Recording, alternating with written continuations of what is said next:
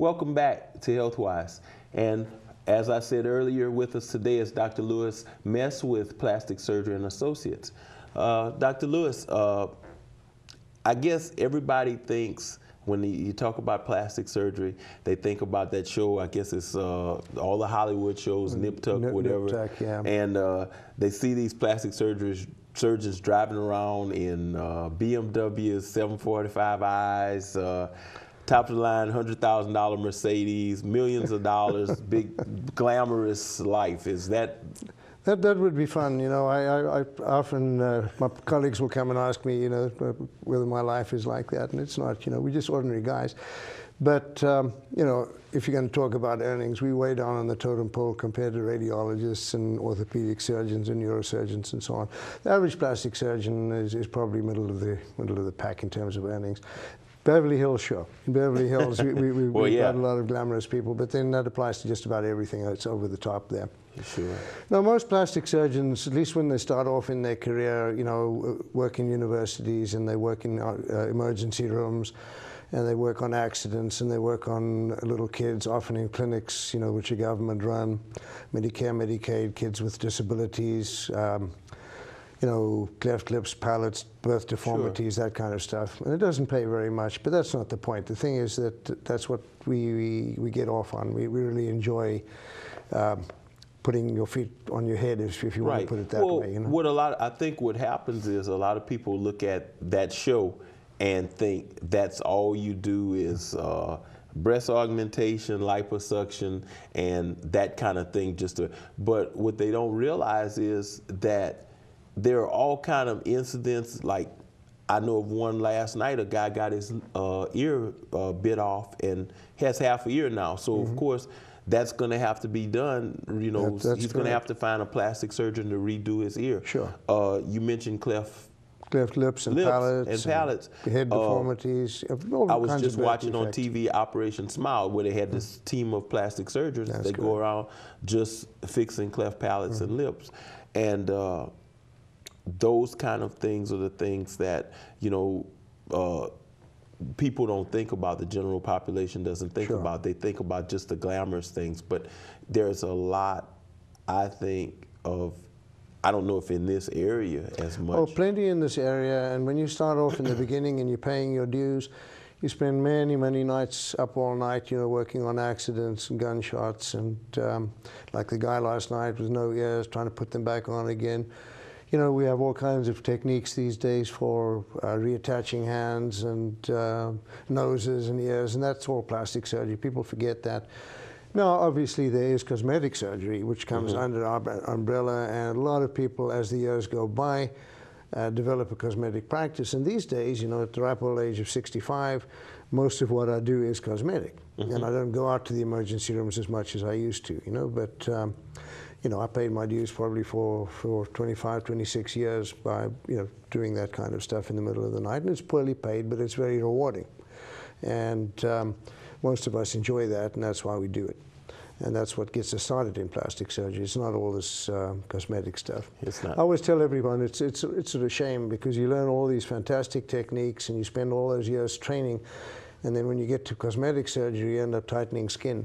You know, which is not particularly difficult technically. You know, I mean, the judgment and so on is difficult. And I'd like to talk a bit more about, you know, the qualifications that plastic surgeons need. You know, what people need to look for when they are choosing a surgeon, because there's so much misinformation out there, and you know, everyone is trying to get into skincare and into cosmetic surgery, and many of the people who are out there putting themselves out as cosmetic surgeons are not trained plastic surgeons. Right. You know, some of them are, and there is an overlap between the specialties, but it's almost becoming outrageous now, you know, what people will get up to, and then, to my mind, really mislead the population about their qualifications. For instance, you know, if I went out and set up a clinic to do, say, LASIK surgery on people's eyes, I could say I'm board certified, but if I don't qualify that I'm board certified in plastic surgery, people will think I'm an ophthalmologist, and they'll be perfectly happy to come and sign a consent form and let me do LASIK surgery. Because now, that's not a good idea. Yeah, because I'm board certified. So you wouldn't get a foot doctor to operate on your nose, and you wouldn't get an orthopedic doctor to do your facelift. You know, that kind of thing. And so people, when they're looking for a surgeon, you need to shop in the community.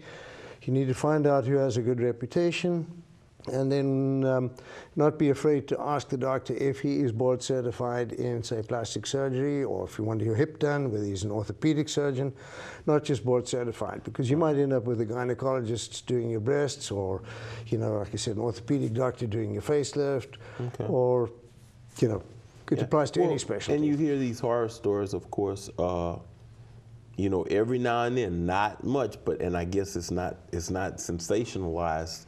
So every now and then you hear these horror stories where this doctor in LA or somewhere in California or somewhere else has just ruined this person. And then you find out, like you said, he wasn't even certified. He wasn't trained. He decided he wanted to do that, and he maybe took a weekend course if you're lucky.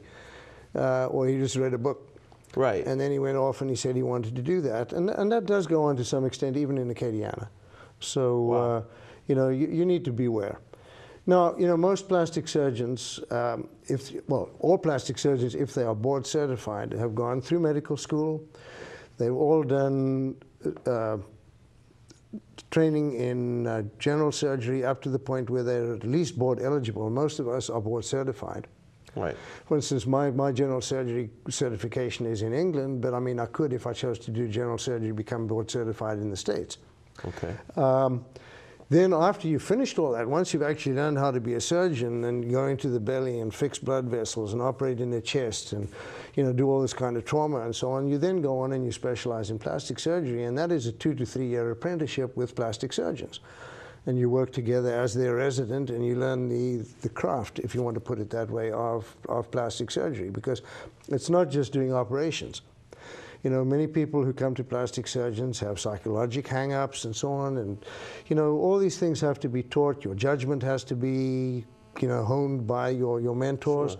Sure. And like anything, you learn the craft of your specialty, and then also the technical ability. And some doctors are technically more able than others. There's no doubt that applies to everything you do. But at least if you're board certified, you know that that doc has gone through a long apprenticeship as a surgeon, and then he's gone off and he's written some very difficult exams and been examined by his peers. And every 3 years, he has to submit more certification to prove that he's keeping up with his field. Okay. Well, hold that thought, Doc, and we'll come back after this brief message from our sponsors.